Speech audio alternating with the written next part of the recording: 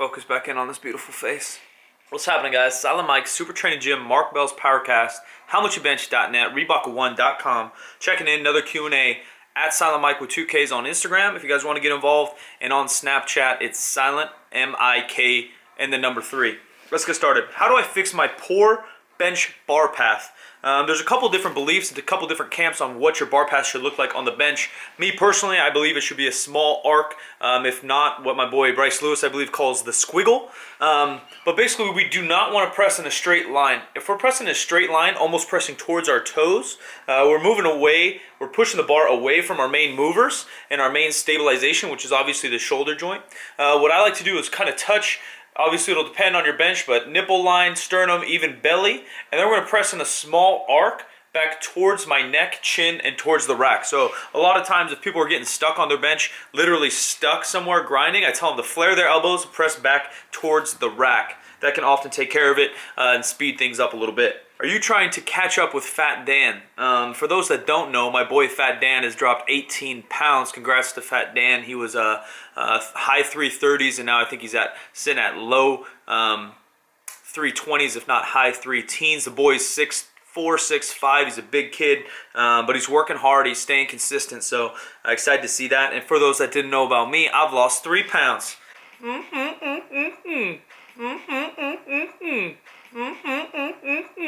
Getting that summer body. I did get a little big for the meet. It was all on purpose. I'm not really tripping. That's why these fat jokes don't really bug me, because it was all on purpose. I knew it was happening. I did it. I'm in control of it. I have one more powerlifting meet, June 12th.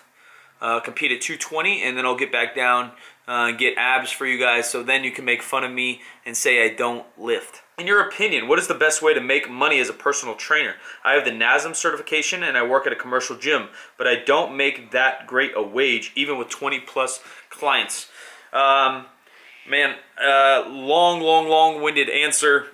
Money-making opportunities, what you want to do is maximize your income and minimize your hours put into that project. So if the only way you're making money right now is being in the gym with your presence, then your income is going to be limited by how many hours are in the day and how many hours you can spend inside that gym. So an easy, not easy, but a logical next step from there is opening your own facility. I think a lot of people do that. Once you get a client base, once you have the experience, once you have a little bit of income, and might be able to fork out a little bit of cash to open your own spot, start very small. Something just like you said, you have 20 plus clients. Just think about a space that you need 2 or 3 clients in. Another simple step from there is to do group sessions. Once you're doing group sessions, you obviously have the income of not one person one-on-one, which let's say is $50 an hour. But now you have 4, 5, 6 people coming in at a slightly lower price, about 30, 40 bucks. These are all just examples. And that's how you start to make a little bit of money, but just know your own value. Know your own value is what I want you guys to take away. Is if you've only been training 6 months, then you probably can't charge $100 an hour. You need the experience, you need the knowledge, you need the hands-on. But over time, you'll get that. And over time, hopefully you learn more. And over time, you hopefully become a better coach, trainer. You get more results better. You be able to work with people better. And then you can raise your prices a little bit. What is this picture? This picture, I know you're being sarcastic, but the best part is I'm going to answer it anyways. This picture is from a Reebok 1 summit I went to last year, I believe. And I'm trying to fix the darkness. It makes me look like a tan. I want you guys to actually know how pale I am. Reebok 1 summit. I'm not much of a model. For those that actually know what the hell I do, I don't know how to model. I do videos. I do some podcasts. And they put me in front of a white screen and said model. And so I gave them the Zoolander, but it obviously didn't work out that well. How to avoid back injuries on a deadlift? Great question. There's no way to fully guarantee and fully avoid any injury when lifting heavy or when pushing your own limits, whether that be running further than you ever have, lifting more than you ever had, etc. Best things you can do is train within your means. Use weights that you can lift perfectly. Focus on all technique. Every time, I've been deadlifting maybe 6, 7, 8 years. Every session, there's still 1 or 2 cues I'm going to go in. I have my sets and reps I want to hit, and there's also 1 cue that I want to work on for that session. I want to breathe better. I want to screw in my lats better. I want to sit back into my hips better. Whatever it may be, just always focus on one skill set and then also the work being done. But breathing and bracing is going to be a big deal for back injuries. What made you choose powerlifting over bodybuilding or CrossFit? When I started really getting into barbells and lifting, CrossFit was still kind of low key. I know it was made in early 2000s and the first games was 07, 08, but it wasn't that popular. And powerlifting was what I found when I researched to lift for performance. I wanted to lift for performance to play basketball. After I had stopped playing at college, I had dreams of continuing to play.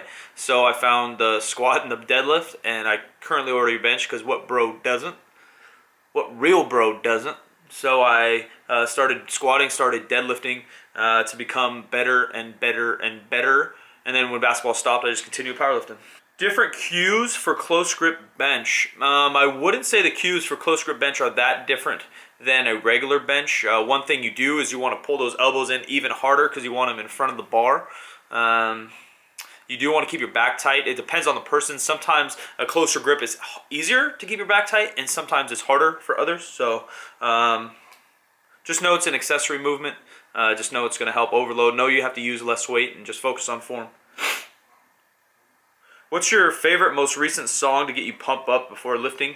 Currently in meet prep, I try not to choose a perfect song for my sets or really get hyped up. I try to just go into each lift pretty chill, so then when meet day comes, I can turn on the jams and get a little adrenaline, get a little pumped up, get a little emotional. But the 2 jams lately are Little Dicky, Say That. That's still, it's an older song, I guess, in time terms, but I still dig it. And then you gotta love the Panda song, Designer. You can't, that beat goes so hard. The song's whatever, but the beat goes hard.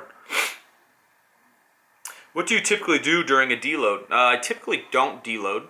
I like to manage my volume in training where I don't have to necessarily have a whole deload week. There will be lighter days, heavier days. But if I were to deload, I would take something like 70 to 80%, probably hit it for 5 to 10 singles, or something like 60 to 70% and hit it by 3 sets of 5, something of that nature. Is it appropriate?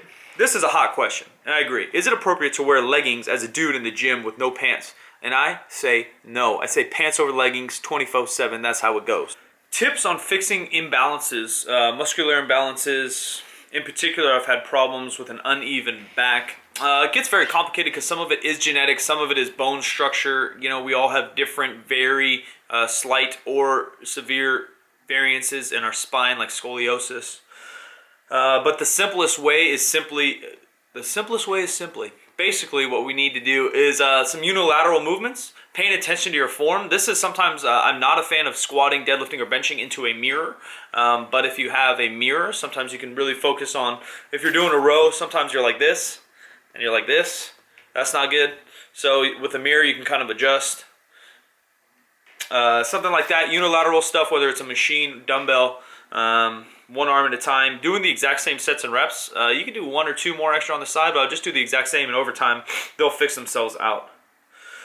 What are some of your passions other than powerlifting? Powerlifting, I've kind of, without like ranting or whatever, powerlifting's a little bit more of a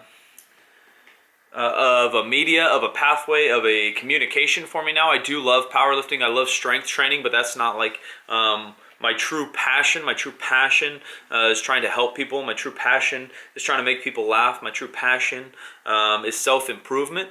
So trying to get myself better in order to lift others up and make others better, spread positivity, to be contagious. So those are the passions, and then kind of the vehicle is, luckily, medias like YouTube, Instagram, podcasts, Mark Bell's Powercast, and then powerlifting is my form of communication and my form where all these passions, contagious positivity get to manifest through lifting. And it's just the simplest form of self-improvement, and that's where I'm lucky, where I found both my passion and my hobby, my vehicle and my communication all at the same time.